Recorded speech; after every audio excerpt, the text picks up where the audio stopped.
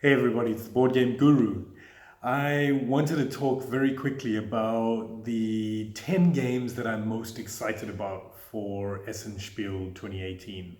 I leave next week and I've been putting together some lists of the games that I want to take a look at, some of the ones that I want to buy, some of the ones I've already pre-ordered, and I've put them together in a quick list of 10 games. So let's get to it. The first one, so game number 10 is Gorus Maximus from Inside Up Games. This one is kind of a cheat because I kickstarted it, and so I'm going to be picking up my copy. And Connor at Inside Up Games is a friend, and I'm going to be demoing this game at Essen Spiel. So I am extremely excited about it. I've already played the print and play. I printed it out ages ago and I've played it already. So this is one of the games that I'm actually going to be dressing up as a gladiator to demo. So that's partly why I'm excited. But the game looks great. The mechanics look great. It's a trick-taking game that you can play up to 8 players. So and it plays well at 2 players. It also plays at 8 players. And Ludo thinks it's quite exciting too. The next game, number 9, is Atlandice. Now, Atlandice has a funny name, of course, and in that game, it's a dice selection game. So you roll all the dice at the beginning of the round, you put them around the clock. There's sort of a cog wheel, and when you select a die, you can then take resources from that particular spot. It's all about collecting resources. A relatively simple game in terms of what you're trying to do. But when a tile, so at the different locations where there are tiles, and when this tile is empty of all of its resources, it then scores for the person who has the most resources of that particular type. So there are 3 tiles at each space, each spot. And once you go through all of that, once all of there's a big clock in the middle, once the clock gets to the end, that's the end of the game. You check who's got the most points because each one of those tiles is going to give you points. So really it's about trying to make sure that you beat everyone else at getting the right resources at the right time. Seems like a really cool game. Number 8 is Symphony number 9. Now, I just read the rule book for that, and I really think it's going to be fantastic. Such a cool theme. So in this theme, you've got a whole bunch of composers that you're trying to put on performances of their music. You play a patron, so you're going to be donating money to them so that you can secure certain pieces of music from them. And so there's a little bit of an area control in terms of how much you donate to a specific composer. And then there's an auction where you try to contribute money to put on a big royal concert. And it's got this really cool mechanic where if as a group, so there's kind of a semi-co-op thing going on, where if as a group you've put in too much money, so more than 17 between you all, and I think those numbers change depending on the number of players, then the people revolt, and they think that you've been too lavish, you're spending too much money on this concert, and so the concert actually doesn't succeed. If you put in too little money, then the nobles get upset, and so then also you don't put on the concert. So there's an interesting sort of dichotomy there, which I'm keen to see how that works. I'm butchering this name, but Arraial is a game that is basically Tetris on a board. Fantastic. I'm really into those polyomino games right now. And so I will also be picking up Spring Meadow, which is not on my list. But Arraial is a game where you're trying to put on a street festival, and you've got various different colors of pieces. It's got this really cool Lazy Susan kind of thing in the middle where you choose the orientation of the tile before you bring it onto your board. So each player has their own little player board, and you're trying to get as high as possible on that board. Next up is Fuji. Now, Fuji comes from the same designer as The Mind.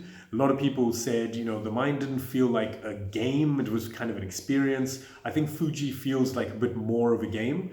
So it's one where, again, it's cooperative. So you've got to try and leave the island. You've got to make sure that you can escape from the volcano. Everybody's running away from this volcano.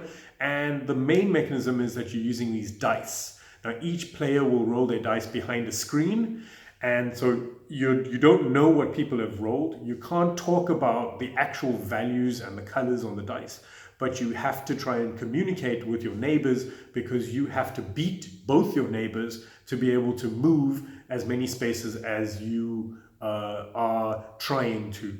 So it's an interesting one where you've got some negotiation with partial information, and that comes from Feuerland games. So I'm really looking forward to that one. I've pre-ordered that already. Now, my top five. Top five are games that are quite hyped. People know a fair amount about them already, so I'm not going to talk too much about them.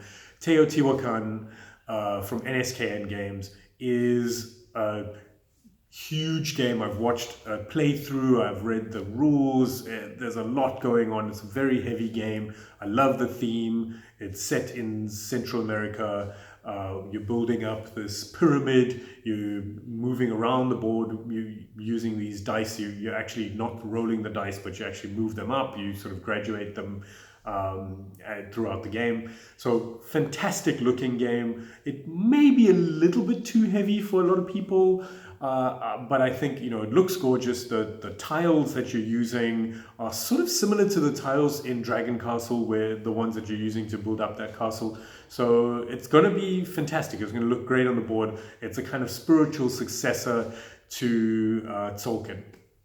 Number 4 is Coimbra, and this is also a little bit of a cheat. I'm going to be getting it before I get to Essen. I'm buying it in Amsterdam and hopefully get to play it before we get to Essen. So that's a game that looks amazing on the board. The artwork is a little bit quirky. It's got dice in it where it's dice selection. So you kind of draft the dice in different colors, and then you use them. It's got these neat little holders where you put the die in, and you use them to take specific actions to bring nobles onto your side, to kind of recruit them to your cause, and you're trying to build up using money. It's very interesting. It's got 2 different currencies. You can spend money, or you can spend the kind of security guards, what Rado called the swords. Number 3 is Blackout Hong Kong. Now, Alexander Pfister is fast becoming one of my favorite designers. I love Great Western Trail. I love Mombasa. I love Port Royal. So he's got a lot of really great games. Blackout Hong Kong is a bit different for him. There's been a massive blackout in the city. It's been going for weeks. And what you're doing is to try and manage a team of people that's trying to restore order and restore the power. Looks fantastic. I've read the full rule book. I think it's going to be amazing. You're trying to secure these different districts, and when you do, you manage to score them. Looks very cool.